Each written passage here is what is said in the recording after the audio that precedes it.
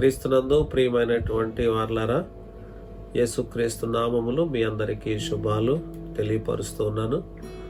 మరి వర్చువల్ ఆరాధనలోనికి మిమ్ములను మీ కుటుంబాలను ప్రేమతో ఆహ్వానిస్తూ ఉన్నాను. దేవాలయంలో ఆరాధించేటువంటి అనుకూలత ఇంకా లేదు కనుక దయతో మన గృహాలలోనే కుటుంబం అందరూ కలిసి ఈ ఆరాధనలో ఏకీభవించి దేవుని దీవెనలు పొందడానికి సిద్ధపడాలి అని మనం చేస్తూ ఉన్నాను. దయతో ఈ ఆరాధనలో పాల్గొందాం, ప్రార్థన చేసుకుని ఆరాధనను ప్రారంభించుకుందాం. యెహోవాను స్తుతించుడి, యెహోవా సేవకులారా ఆయనను స్తుతించుడి, యెహోవా నామమును స్తుతించుడి. ఇది మొదలుకొని ఎల్లకాలము యెహోవా నామము సన్నుతింపబడును గాక. సూర్యోదయం మొదలుకొని సూర్యాస్తమయం వరకు యెహోవా నామము స్తుతి నొందదగినది. ప్రార్థన చేసుకుందాం. పరిశుద్ధుడైన మా తండ్రి, ప్రేమ కలిగిన మా ప్రభువా, నీ ఘనమైన నామానికి స్తుతులు స్తోత్రాలు ఘనత మహిమ ప్రభావములు చెల్లిస్తున్నాం తండ్రి. ప్రభువా, ఈ ప్రతికూల పరిస్థితులలో ఆయన దేవాలయాలలో అందరము చేరి ఆరాధించేటువంటి అనుకూలత లేనందువల్ల మా కుటుంబాలలోనే మేము ప్రభు ఈ విధంగా అందరం కలిసి ఆరాధించుకోవడానికి మాకు ఇచ్చినటువంటి భాగ్యాన్ని బట్టి వందనాలు చెల్లిస్తూ, మేము మా కుటుంబాలు చేయు ఈ ఆరాధన నీకు అంగీకారముగాను ఆరాధించుతున్న మాకు దీవెనకరంగా మలచుమని ఆది నుండి అంత్యము వరకు నీ స్వాధీనం నాకు అప్పగించుకుంటూ యేసుక్రీస్తు పాలిట అడిగి వేడుకొంచున్నాము తండ్రి, ఆమేన్. దేవుని వాక్యం నుండి ఉత్తర ప్రత్యుత్తర రీతిగా 74వ సంకీర్తన 1 నుండి 12 వచనాలు చదువుదాం.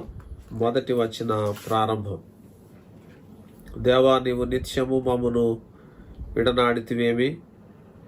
నీవు మేపు గొర్రెల మీద నీ కోపము పొగరాజుచున్నదేమి? నీ స్వాస్య గోత్రమును నీవు పూర్వం సంపాదించుకుని విమోచించిన నీ సమాజమును జ్ఞాపకమునకు తెచ్చుకునుము. నీవు నివసించు ఈ సియోను పర్వతమును జ్ఞాపకమునకు తెచ్చుకునుము. శత్రువులు పరిశుద్ధ స్థలములోనున్న సమస్తమును పాడు చేసి ఉన్నారు. నిత్యము పాడయుండు చోట్లకు విజయము చేయుము. నీ ప్రత్యక్షపు గుడారములో నీ విరోధులు ఆర్భటించుచున్నారు. విజయ ధ్వజములని తమ ధ్వజములను వారెత్తి ఉన్నారు. దట్టమైన చెట్ల గుబురు మీద జనులు గొడ్డళ్లను ఎత్తినట్లుగా వారు కనబడుదురు. ఇప్పుడే వారు గొడ్డలను సమెటలను చేత పట్టుకుని దాని విచిత్రమైన పనిని బొత్తిగా విరగొట్టుదురు. నీ పరిశుద్ధ స్థలమునకు అగ్ని ముట్టించుదురు. నీ నామ మందిరమును నేల పడగొట్టి అపవిత్రపరచుదురు. దేవుని మందిరములను బొత్తిగా అణగద్రొక్కుదమనుకుని దేశములోని వాటిని అన్నిటినీ వారు కాల్చి ఉన్నారు. సూచక క్రియలు మాకు కనబడటలేదు, ఇకను ప్రవక్తయు లేకపోయెను. ఇది ఎంతకాలము జరుగునో దాని నెరిగిన వాడు మాలో ఎవడునూ లేడు. దేవా, విరోధులు ఎందాక నిందింతురు? శత్రువులు నీ నామమును నిత్యము దూషింతురా? నీ హస్తమును, నీ దక్షిణ హస్తమును నీవెందుకు ముడుచుకొని ఉన్నావు? నీ రొమ్ములో నుండి దాన్ని తీసి వారిని నిర్మూలము చేయము. పురాతన కాలం మొదలుకొని దేవుడు అజని ఉన్నాడు, దేశములో మహారక్షణ కలుగు చేయవాడు ఆయన దేవుడు. ఈ మాటలు మన వినికిడిలో బహుగా దీవించునుగాక. ప్రభువును స్తుతించుటకు గాను ఆంధ్ర క్రైస్తవ కీర్తన నుండి 59వ ఆంధ్ర క్రైస్తవ కీర్తన. సుక్షేమ శుభకాల విశ్రాంతి దినమ విచారమెల్ల తీర్చు దైవాదివారమ కీర్తన పాడుతూ ప్రభువును స్తుతిందాం. సుక్షేమ శుభకాల విశ్రాంతి దినమా విచార మెల్ల తీర్చు దైవాదివారమా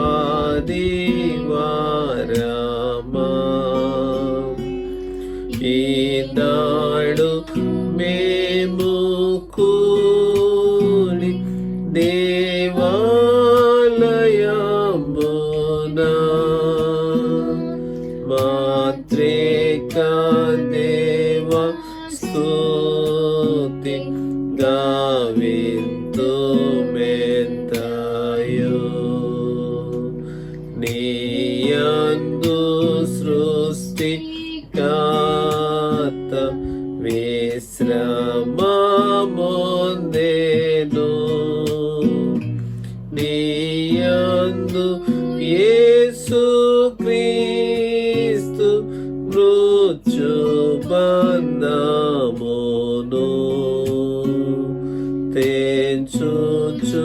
తాను లేచి చావు జయించెను.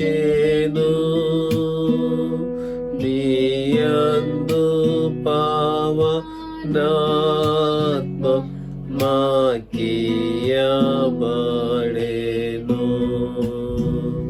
భువాసులేది నాంబు సంతోషపడుచు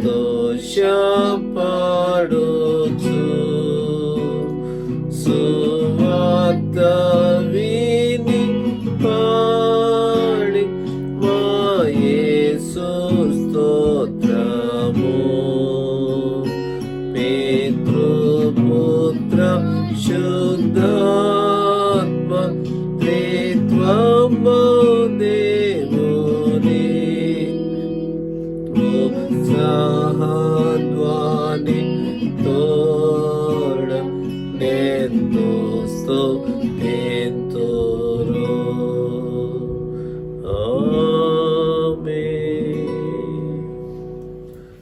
ఈ పరిశుద్ధ దినం కొరకు ఏర్పాటు చేయబడినటువంటి దేవుని వాక్య భాగము వైద్యుడైన లోక వ్రాసిన అపోస్తుల కార్యముల గ్రంథము 1వ అధ్యాయము 1 నుండి 5 వచనాలు ఎలాగున వ్రాయబడి ఉన్నది. ఓ థియోఫిల, యేసు తాను ఏర్పరచుకొనిన అపోస్తులకు పరిశుద్ధాత్మ ద్వారా ఆజ్ఞాపించిన తరువాత ఆయన పరమునకు చేర్చుకొనబడిన దినము వరకు ఆయన చేయుటకును బోధించుటకును ఆరంభించిన వాటినన్నిటిని గూర్చి నా మొదటి గ్రంథమును రచించితిని. ఆయన శ్రమపడిన తరువాత 40 దినముల వరకు వారికి అగపడుచు దేవుని రాజ్య విషయములను గూర్చి బోధించుచు అనేక ప్రమాణములను చూపి వారికి తాను సజీవునిగా కనుపరుచుకొనెను. ఆయన వారిని కలుసుకొని ఇలాగూ ఆజ్ఞాపించెను. మీరు యెరూషలేములో నుండి వెళ్ళక నా వలన వినిన తండ్రి యొక్క వాగ్దానము కొరకు కనిపెట్టుడి. యోహాను నీళ్లతో బాప్తిస్మము ఇచ్చెను గాని కొద్ది దినములలోగా మీరు పరిశుద్ధాత్మలో బాప్తిస్మము పొందుదరనెను. దేవుడు ఈ మాటలు మన వెనుకడిలో దీవించునుగాక. ఆమేన్. ప్రార్థన చేసుకుందాం. పరిశుద్ధుడు అయిన మా తండ్రి, ప్రేమ కలిగిన ప్రభువా, నీ ఘనమైన నామానికి స్తుతులు, స్తోత్రాలు, వందనాలు చెల్లిస్తున్నా. నాయనా, ఈ పరిశుద్ధ దినాన్ని కుటుంబాలతో కలిసి నాయన ఈ విధంగా ఆరాధించడానికి మీరు మాకిచ్చిన ఈ గొప్ప భాగ్యాన్ని బట్టి వందనాలు ప్రభువా. మరి ఈ విధంగా ఎందరైతే నిన్ను ఆరాధించుచున్నారో అట్టి వారిని, వారి ఆరాధనను మీరు అంగీకరించి మీరే మహిమ పొందుమని ప్రార్థన చేస్తున్నాం ప్రభువా.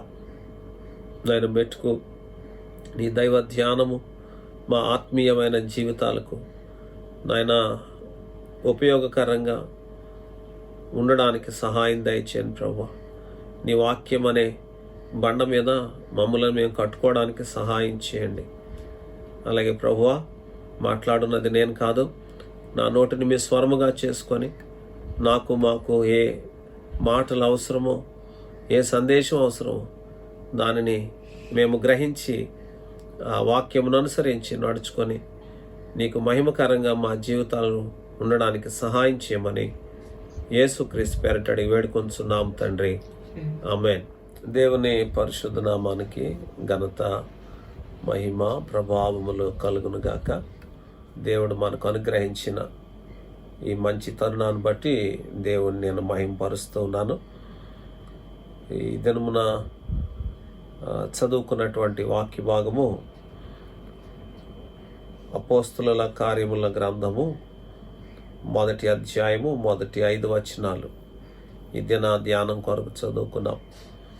ఈ గ్రంథాన్ని వైద్యుడైనటువంటి లోక వ్రాసినట్లు మనము ఎరుగుదాం. ఈ పుస్తకం పేరే అపోస్తుల కార్యములు అనే మాట.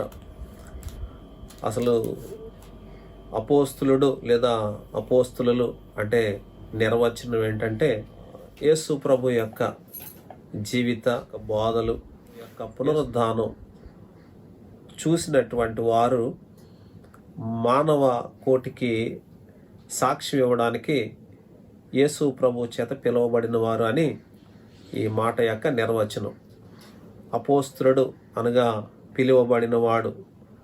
దేని కొరకు పిలువబడ్డాడో దాని యొక్క నిర్వచనం మనం నేర్చుకున్నాం.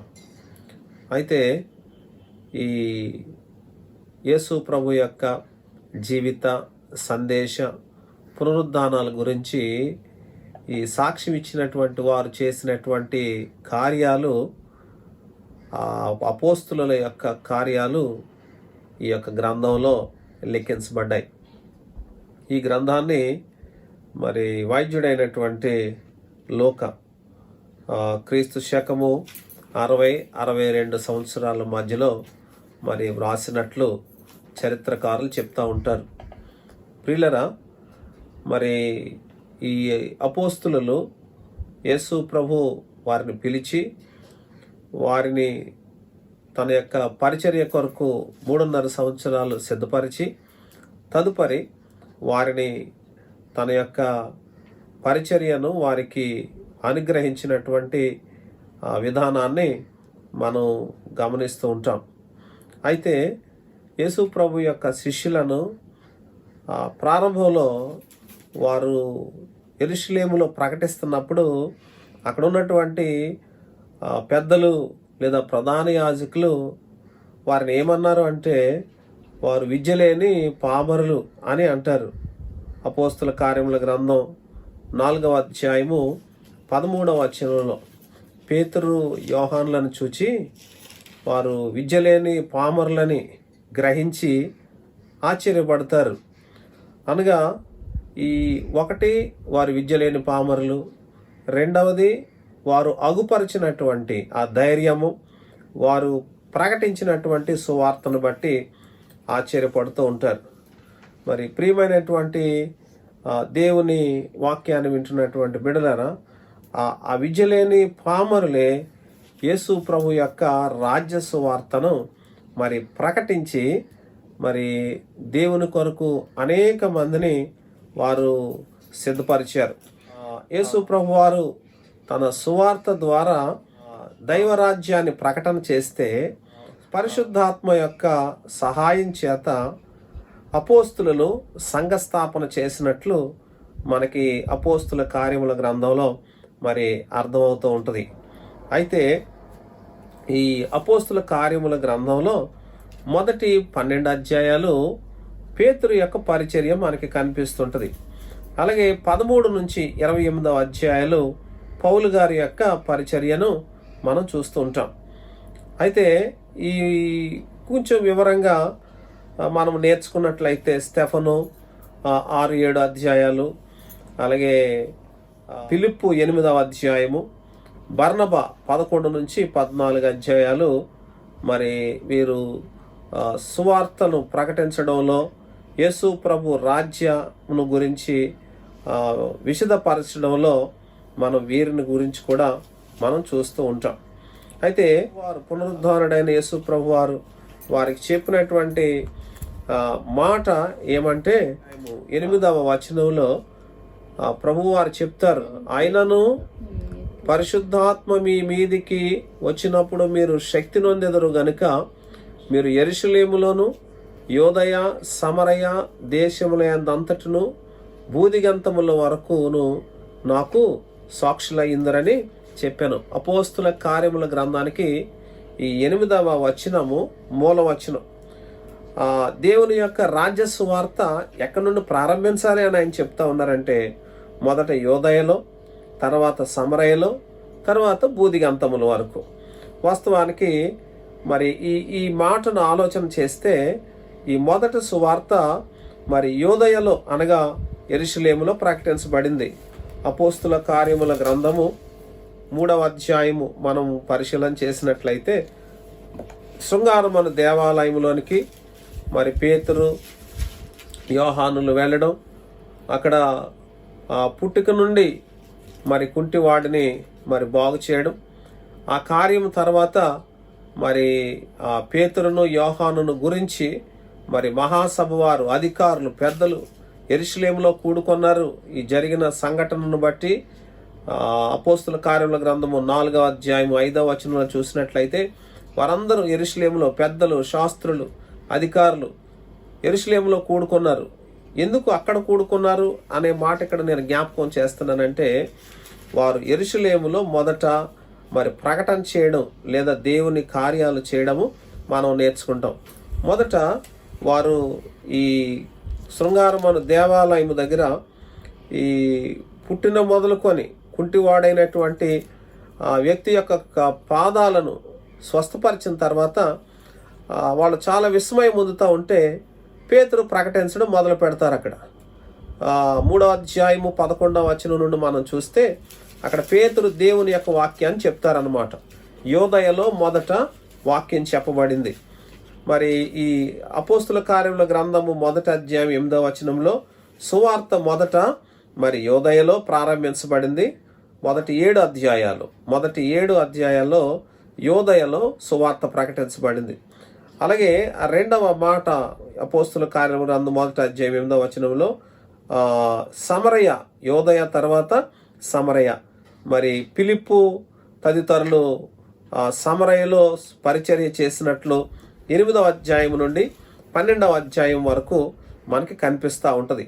తదుపరి బూదిగంతముల వరకు అనే మాట 13వ అధ్యాయం నుండి మరి పౌలు గారు బూదిగంతముల వరకు అనగా మైనర్ ఏషియా అంతా కూడా ఆయన ప్రకటించినట్లు, పౌలు గారు ప్రకటించినట్లు 28వ అధ్యాయం వరకు అపోస్తుల కార్యముల గ్రంథము చివరి అధ్యాయం వరకు బూదిగంతముల వరకు సువార్త ప్రకటించారు. అనగా ప్రభువారు ఏ వాక్యాన్ని చెప్పారో, ఏ మాటను ఆయన చెప్పి ఈ విధంగా ప్రకటించాలని చెప్పారో ఆ మాట ఇక్కడ నెరవేరుతా ఉంది.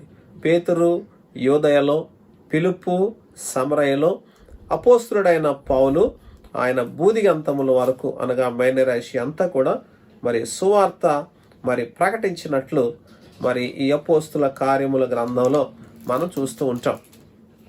అపోస్తుల కార్యముల గ్రంథము 1వ అధ్యాయం 1వ వచనం, ఓ థియోఫిలా, యేసు తాను ఏర్పరచుకొనిన అపోస్తులకు పరిశుద్ధాత్మ ద్వారా ఆజ్ఞాపించిన తరువాత ఆయన పరమునకు చేర్చుకొనబడిన దినముల వరకు ఆయన చేయుటకును బోధించుటకును ఆరంభించిన వాటినన్నిటిని గూర్చి నా మొదటి గ్రంథమును రచించితిని. ఈ ఉపోద్ఘాతాన్ని ఈ వైద్యుడైన లూకా రాస్తున్నారు. ఈయన ఎవరి పేరును సంబోధిస్తున్నారు అంటే ఓ థియోఫిలా అనేటువంటి పేరుతో వైద్యుడైన లూకా మరి సంబోధిస్తూ ఉన్నారు. ఈ థియోఫిలా అనేటువంటి ఆయన ఈ కృతికర్త. ఈ లూకా సువార్త అలాగే అపోస్తుల కార్యముల గ్రంథము ఈ 2 పుస్తకాలను ఈ థియోఫిలా పేరున వైద్యుడైన లూకా వ్రాస్తూ ఉన్నారు. థియోఫిలా అంటే అర్థం ఏంటంటే దేవప్రియుడు అని అర్థం. దేవప్రియుడు, దేవునికి ప్రియుడు అనేటువంటి అర్థం మనం ఈ సమయంలో నేర్చుకుంటూ ఉన్నాము. లూకా సువార్తలో 1వ అధ్యాయం 1వ వచనంలో అయితే ఘనత వహించిన ఓ థియోఫిలా అనే మాటను మనం చూస్తూ ఉంటాం.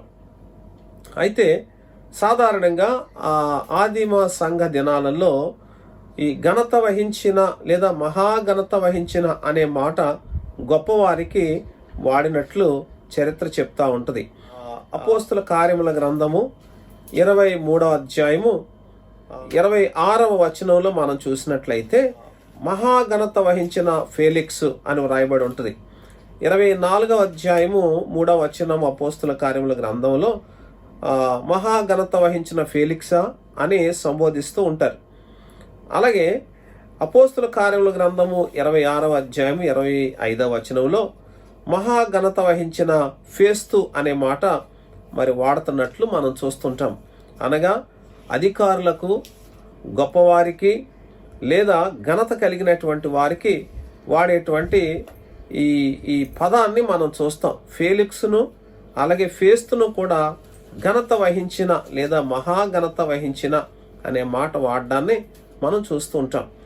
మరి అదేవిధంగా ఈ థియోఫిలాకు కూడా లూకా సువార్తికుడు ఆయన ఆపాదించుచున్నటువంటి మాట ఏమంటే అపోస్తుల కార్యముల గ్రంథంలో ఓ థియోఫిలా అని వ్రాయబడినప్పటికీ లూకా సువార్తలు అయితే ఘనత వహించిన అనే మాట వాడ్డాన్ని మనం చూస్తాం. నిజమే ప్రియులరా, మరి ఫేలిక్స్ లాంటి అధికారము, ఫేస్తు లాంటి అధికారము లేకపోయి ఉండొచ్చేమో, కానీ దేవునికి ప్రియుడు అనే ఘనత ఆయనకు ఉన్నది ఈ అర్థాన్ని బట్టి. అందును బట్టి ఈ దేవుని పరిశుద్ధ గ్రంథంలో ఈ 2 గ్రంథాల యొక్క ప్రారంభంలో ఈ థియోఫిలా యొక్క పేరును మనం చూసినప్పుడు అతనికి పరిశుద్ధ లేఖనాలలో ఎంతో విలువ, ఎంతో ఘనత ఆపాదిస్తూ ఉన్నాం. బహుశా ఫేలిక్స్ కొంతకాలం పాలించుండొచ్చు ఘనత కలిగినటువంటి పదవిలో ఉండి, ఫేస్తు కూడా కొంతకాలం పాలించి ఉండొచ్చు, ఘనత కలిగినటువంటి పదవిలో ఉండొచ్చు. కానీ నేటికి క్రైస్తవ సంఘము ఈ థియోఫిలాను ఒక ఘనమైనటువంటి వ్యక్తిగా పరిశుద్ధ లేఖనాలలో ఒక ప్రత్యేకమైనటువంటి స్థానాన్ని ఇతని గురించి మనం నేర్చుకుంటున్నాం. మనం కూడా దేవునికి ఇష్టలుగా మనం కూడా ఉన్నప్పుడు, దేవునికి ప్రియమైన వారిగా మనం ఉన్నప్పుడు మనకి కూడా మరి దైవ సంబంధమైనటువంటి విలువను మనం కలిగి ఉంటాం. దేవుని వాక్యం చెప్తుంది, నన్ను గణపరచు వారిని నేను గణపరుస్తాను అనే మాట. కనుక దేవునిని గణపరిచే వారిగా మనము, మన కుటుంబాలు, మన బిడ్డలు ఉండాలి. నేటి దినాలలో మనం కుటుంబాలలోనే ఉంటున్నాం కనుక సంఘంలోనికి లేదా దేవాలయంలోనికి లేదా సమాజంలోనికి వెళ్ళేటువంటి వాతావరణ పరిస్థితులు లేవు. అయినప్పటికీ మనం కుటుంబాలతోనే ఉంటున్నప్పుడు మన కుటుంబాల ద్వారా ఆయన నామము గణపరచబడాలి. మన యొక్క ఇంటిలిపాది దేవునికి ఘనత తెచ్చే వారిగా మనం ఉండాలి. ఈ థియోఫిలా నుండి మనం నేర్చుకుంటున్నాం. దేవునికి ప్రియమైన వారిగా మనం ఎప్పుడైతే ఉంటామో దేవుడు నిశ్చయముగా మనల్ని గణపరుస్తారని ఈ మొదటి వచనంలో ఉన్నటువంటి మాటను మరి నేను జ్ఞాపకం చేస్తా ఉన్నాను. అయితే ఈ ఘనత వహించిన థియోఫిలాకు ఈ గ్రంథాన్ని ఆపాదిస్తూ ఈ వైద్యుడైనటువంటి లోక ఈ అపోస్తుల కార్యముల గ్రంథాన్ని మరి వ్రాస్తూ ఆయన చెప్తున్నటువంటి మాటలను మనం చూసినట్లయితే ఈ భాగంలో యేసు ప్రభు యొక్క జీవిత చరిత్ర, యేసు ప్రభు వారు ప్రకటించినటువంటి బోధ, ఇవన్నీ కూడా యేసు ప్రభు వారు తిరిగి లేచే వరకు కూడా తన యొక్క మొదటి గ్రంథంలో మరి వ్రాసినట్లు మనం చూస్తూ ఉంటాము. అయితే ఈ యేసు ప్రభు వారు తిరిగి లేచిన తర్వాత ఈ 2వ పుస్తకం అనగా అపోస్తుల కార్యముల గ్రంథంలో మరి యేసు ప్రభు వారు తిరిగి లేచి 40 దినాలు ఆయన తన యొక్క శిష్యులైనటువంటి అపోస్తులకు తన యొక్క పరిచర్యలో ఆయనను వెంబడించినటువంటి వారిని ఆయన దర్శించి వారికి తను తాను మరి ప్రత్యక్షపరచుకొని మరి వారిని మరి దేవుని యొక్క వాక్యములో వారిని బలపరిచి దైవరాజ్య విషయాలు వాళ్ళకు బోధిస్తూ వారికి రుజువులు చూపిస్తూ మరి సజీవుడిగా ఆయన వారికి కనపరుచుకొని ఈ 40 దినాలు దేవుని రాజ్య బోధ విషయాలు బోధిస్తూ రుజువులు చూపిస్తూ సజీవునిగా కనపరుచుకొని ఈ 40 రోజులు ఆయన వారిని మరి బలపరిచినట్లు మనం చూస్తుంటాం. ఆయన ఏదో 40 దినాలు ఈ గుడ్ ఫ్రైడేకి ముందు లేదా 40 దినాలు తర్వాత ఆయన ఆరోహణమైనటువంటి దినాన్ని జ్ఞాపకం చేసుకోవడమే కాదు, కానీ మన జీవిత కాలము ఆయన రాజ్య సంబంధమైనటువంటి విషయాల యొక్క బోధను మనము పాటిస్తూ అనేకులకు మనము మరి ఈ లోకంలో మాదిరిగా ఉంటూ సజీవుడైనటువంటి యేసు ప్రభు వారిని మనము చూపించే వారిగా ఉండాలని ఈ వచనము ద్వారా, ఈ 3వ వచనం ద్వారా మనం నేర్చుకుంటున్నాం. ఆ రోజు మరి వారికి బోధించబడినటువంటి సందేశం ఏంటంటే ఈ 4వ వచనంలో ఆయన వారిని కలుసుకొని ఎలాగో ఆజ్ఞాపించాను, మీరు యెరూషలేములో నుండి వెళ్ళక నా వలన వినిన తండ్రి యొక్క వాగ్దానము కొరకు కనిపెట్టుడి అనే మాట. యేసు ప్రభు వారు వాళ్ళకి ఇస్తున్నటువంటి ఆజ్ఞ ఏంటంటే యెరూషలేములో నుండి వెళ్ళక మీరు అక్కడనే ఉండండి అనేటువంటి మాట ప్రభు వారు అపోస్తులైనటువంటి ఆయన శిష్యులతో చెప్తున్నటువంటి మాటను మరి మనం చూస్తూ ఉంటాం. ఇదే మాట కూడా దయచేసి దేవుని యొక్క వాక్యాన్ని మనం చూద్దాం. లూకా సువార్త 24వ అధ్యాయము 9వ వచనం దయచేసి గమనించండి. ఇదిగో నా తండ్రి వాగ్దానము చేసినది మీ మీదికి పంపుచున్నాను, మీరు పైనుండి శక్తి పొందు వరకు పట్టణములో నిలిచి ఉండడని వారితో చెప్పాను. లూకాసు వార్తలో వైద్యుడైన లూకా అక్కడ రాసిన మాటే ఇక్కడ కూడా యేసు ప్రభు వారు చెప్పిన మాటను వ్రాస్తున్నట్లు మనం చూస్తాం. యెరూషలేము నుండి వెళ్ళొద్దు, యెరూషలేములోనే నిలిచి ఉండండి అనేటువంటి మాట. ప్రియులారా, మన జీవితంలో ఈ మాట ఏమి నేర్పిస్తుంది మనకంటే, వారు యెరూషలేములోనే ఎందుకు నిలిచి ఉండాలి అని అంటే, ఒక దినం రాబోతుంది, ఆ దినమున వారందరి మీద దేవుని ఆత్మ కుమ్మరించబడుతుంది. దేవుని ఆత్మ కుమ్మరించబడుతుంది. అది పొందుకోవాలి. ఆ పరిశుద్ధాత్మ ద్వారా వాళ్ళు దేవుని శక్తిని పొందుకోనాలి. అది దేవుని యొక్క ఉద్దేశం అన్నమాట. అందుకనే వారు యేసు ప్రభు వారికి చెప్తున్నటువంటి మాట ఏమంటే, మీరు యెరూషలేములో నుండి వెళ్ళక మీరు పైనుండి శక్తి పొందు వరకు పట్టణంలో ఉండండి. వారు ఆ విధంగానే ఉన్నారు. ఒకానొక దినాన్ని ఒక దేవుని గొప్ప శక్తి వారి మీద కమ్ముకొంది. వారి శక్తి పొందారు. దేవుని శక్తి చేత నింపబడిన వారే మరి అసాధ్యమైన పరిచర్యను వారు చేయగలిగారు. గొప్ప పరిచర్యను వారు చేయగలిగారు.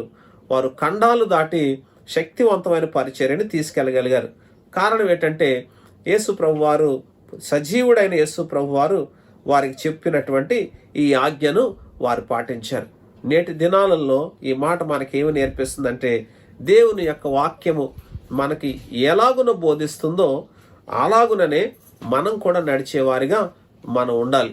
ఈ రోజులలో మనము ఎక్కువ కానుకలు ఇస్తున్నప్పుడు అతిశయపడుతూ ఉంటాం, లేదా దేవాలయానికి వెళ్తున్నప్పుడు అతిశయపడుతూ ఉంటాం, లేదా దేవాలయంలో మనకున్నటువంటి స్థితిగతులను బట్టి మనం అతిశయపడుతూ ఉంటాం. అయితే దేవుని యొక్క వాక్యం చెప్తుంది, పొట్టేళ్ల క్రొవ్వు నర్పించుట కంటే మాట వినుట శ్రేష్టము అనే మాట. ప్రియులరా, మరి ఈ వచనం నుండి మనం ఏం నేర్చుకోవాలంటే, యేసు ప్రభువారు, సజీవుడైన ప్రభువారు ఏం చెప్పారో వారు దానినే పాటించారు. మనం కూడా ఈ దేవుని మాటలను ఏమైతే చదువుతున్నామో, ఏమైతే వింటున్నామో, ఏమైతే నేర్చుకుంటున్నామో ఆ వాక్యమును బట్టి మనము నడిచేవారిగా మనం ఉండాలి. మనందరికీ తెలుసు కదా, కీర్తనాకారుడు చెప్తాడు, దుష్టుల ఆలోచన చెప్పున నడువక, పాపుల మార్గమున నిలువక, అపహాసకులు కూర్చుండు చోట కూర్చుండక, యెహోవా ధర్మశాస్త్రమును అనుసరించుచు మనము దానిని ఆచరించేటువంటి వాడు ధన్యుడు అనే లేఖనము చాలా పర్యాయాలు మనం చదువుంటాం. కనుక ఆయన ఏ విధంగా మనలను మరి జీవించమన్నారో, ఏ విధంగా మనలను నడవమన్నారో ఆ విధంగా ఈ అపోస్తులు నడిచి గొప్ప దైవ శక్తిని, పరిశుద్ధాత్మ శక్తిని పొందుకొని గొప్ప కార్యాలు దేవుని కొరకు మరి అనేకమైనటువంటి బలమైన కార్యాలు, శక్తికి మించిన కార్యాలు వారు చేయగలిగారు. మన జీవితంలో కూడా దేవుడు తన చిత్తాన్ని మన ఎడల జరిగించుకోవాలి అంటే ఆయన మాట చెప్పున మనం జీవించేవారై ఉండాలి అని ఈ మాట ద్వారా తెలుసుకుంటున్నాం. ఇక 5వ వచనంలో ఏమి వ్రాయబడి ఉందంటే, యోహాను నీళ్లతో బాప్తీసం ఇచ్చెను గాని కొద్ది దినములలోగా మీరు పరిశుద్ధాత్మలో బాప్తీసం పొందుదురు. వీళ్ళు యోహాను బాప్తీసం మాత్రమే తెలుసు. యేసు ప్రభు వారు కూడా ఆయన యోహాను చేతనే బాప్తీసం పొందారు. ఆయన బాప్తీసం ఎందుకు తీసుకున్నారంటే, ఈ లోకానికి ఒక సందేశాన్ని చెప్తున్నారు. మరి ఈ లోకంలో ఆయన బాప్తీసం తీసుకున్నది దేని కొరకంటే, నీతి యావత్తు ఎలాగున జరగాలి అని చెప్పడం కొరకు ఆయన ప్రాక్టికల్గా ఆయన బాప్తీసం తీసుకున్నారు. కాబట్టి అప్పటి వరకు శిష్యులకి ఏం తెలుసు అంటే, యోహాను బాప్తీసం మాత్రమే తెలుసు. యేసు ప్రభువారు ఒక ప్రత్యేకమైనటువంటి అభిషేకాన్ని, బాప్తిస్మాన్ని వీరి అనుభవానికి ఇస్తూ ఉంటారు. అదేంటంటే, మీరు పైనుండి శక్తి పొందు వరకు మీరు పట్టణంలో ఉండండి, మీరు అక్కడ నిలిచి ఉన్నట్లయితే మీరు పరిశుద్ధాత్మలో బాప్తిసం పొందుతారు అనేటువంటి మాట.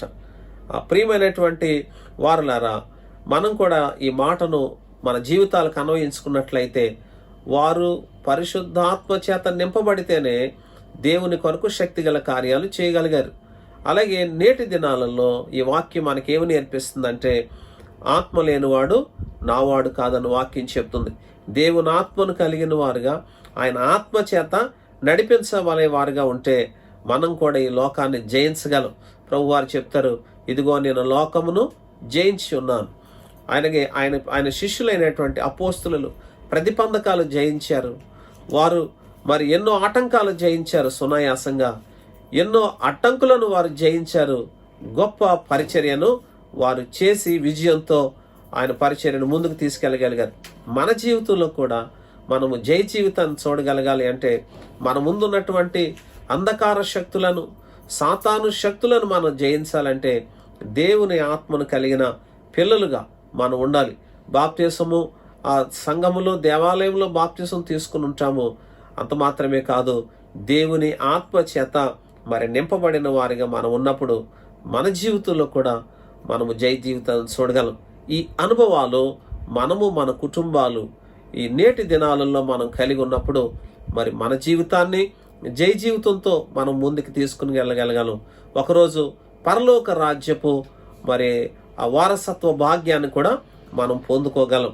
కాబట్టి ఆ విధంగా అపోస్తులు ఏ విధంగా ఆయన ఏర్పాటులో ఉన్నటువంటి అపోస్తులు ఏ విధంగా ఒక గొప్ప కార్యాలు చేస్తూ ఆయన మహిమకరంగా వారు దేవుడు తమకిచ్చినటువంటి జీవితాలలో ఆయన ఎడల సాక్ష్యాన్ని కలిగి ఉన్నారు.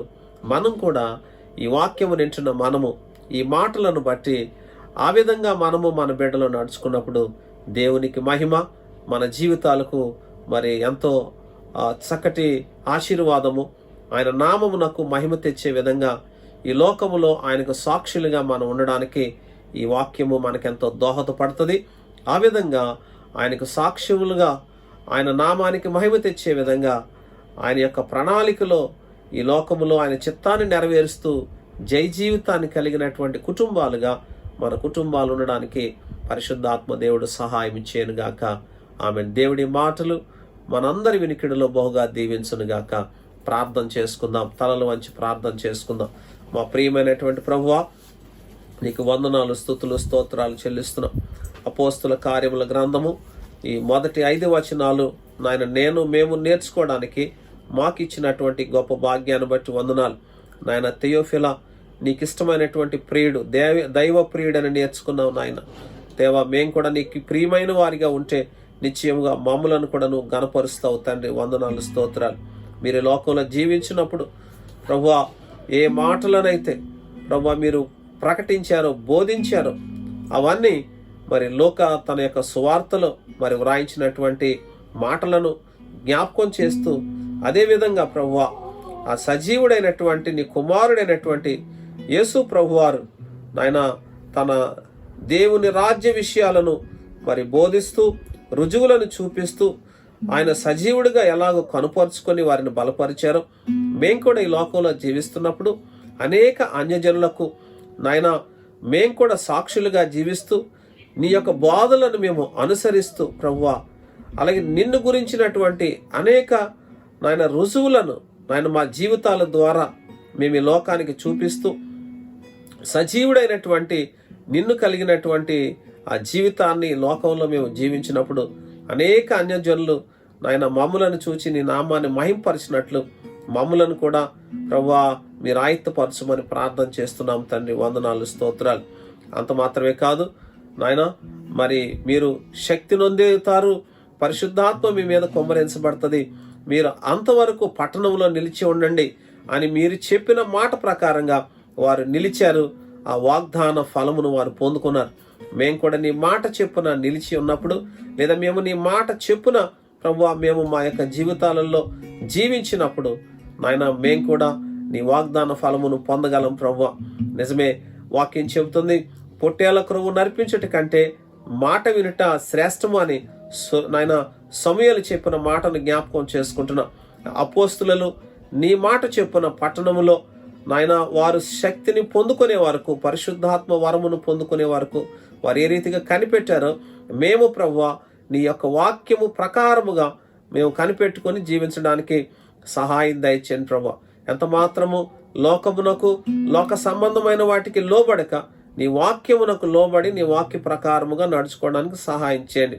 అంత మాత్రమే కాదు ప్రభువా, మరి వారు పరిశుద్ధాత్మలో బాప్తిసం పొందుతారు అను నీ యొక్క మాటలను జ్ఞాపకం చేసుకుంటున్నాం. నిజమే నాయన, మేము నాయన ఈ భూమి మీద లేదా సంఘములో సాక్ష్యార్థమై బాప్తిసం తీసుకుని ఉండొచ్చు, లేదా సంఘములో సభ్యులుగా ఉండి ఉండొచ్చు. అయితే నీ పరిశుద్ధాత్మ వరమును పొందుకోవాలి. నాయన, ఆత్మ లేనివాడు నావాడు కాదు అని ఈ లేఖనాలు సుస్పష్టంగా చెప్తున్నాయి. కనుక నీ ఆత్మను కలిగిన కుటుంబాలుగా మేము మా బిడ్డలు ఉండడానికి సహాయం దయచేయండి. ఇదిగో ప్రభువా, తలలు వంచి ప్రార్థిస్తున్న మా కుటుంబంలో ఎవరైనా నీ వాక్యానికి లోబడిన వారు ఉన్నట్లయితే, ఎవరైనా ప్రభువా నిన్ను గణపరచని వారిగా ఉన్నట్లయితే, ఇదిగో ప్రభు, ఈ ప్రార్థనలో ఏకీవించిన కుటుంబంలో ఎవరైనా నీ ఆత్మ లేని వారుగా ఉన్నట్లయితే ఇప్పుడే ఈ వాక్యము ద్వారా మమ్మల్ని మేము సరి చేసుకుని నాయన, నిన్ను గణపరచువారుగా, నిన్ను ప్రియమైనటువంటి దేవుడిగా, నిన్ను ప్రేమించేవారిగా, నీ వాక్యమునకు లోబడేవారిగా ప్రభువా, నీ ఆత్మను పొందుకున్న వారిగా, నీ మాటలు చెప్పున నడిచేవారిగా మమ్మలను మేము నీ వాక్యమును బట్టి నీ కొరకు ప్రతిష్ఠించుకుంటూ యేసుక్రీస్తు పేరట అడిగి వేడుకొంచున్నాము తండ్రి, ఆమేన్. పరలోకమందున మా తండ్రి, నీ నామం పరిశుద్ధపరచబడును గాక, నీ రాజ్యం వచ్చును గాక, నీ చిత్తం పరలోకమందున అలాగే నీ భూమి మీద నెరవేరును గాక. మాకు కావలసిన ఆహారం నేడు మాకు దయచేయము, మా రుణస్థులను క్షమించిన ప్రకారం మనను క్షమించుము, మమ్మల్ని శోధనలో తేకక్కి నుండి తప్పించుము. ఎందుకంటే రాజ్యము, బలము, మహిమ నిరంతరము నీవైయున్నావు తండ్రి, ఆమేన్. ఇప్పుడు మన పరమ తండ్రి అయిన దేవుని ప్రేమ, మన ప్రభు అయిన యేసుక్రీస్తు వారి కృప, పరిశుద్ధాత్మ దేవుని సన్నిధి, ఆయన అనుగ్రహించు సమాధానము, ఆయన వాక్యమును అంగీకరించి దాని ప్రకారంగా నడుచుకున్న బిడ్డలకు, వారి కుటుంబాలకు ఆయన దీవెన తోడైండు నడిపించునుగాక, ఆమేన్. దేవుడు ఈ మంచి సమయాన్ని మనకు అనుగ్రహించారు. పాల్గొనిన మీకు, మీ కుటుంబాలకు దేవుడు తన నిండారు దీవెనలను అనుగ్రహించునుగాక, ఆమేన్.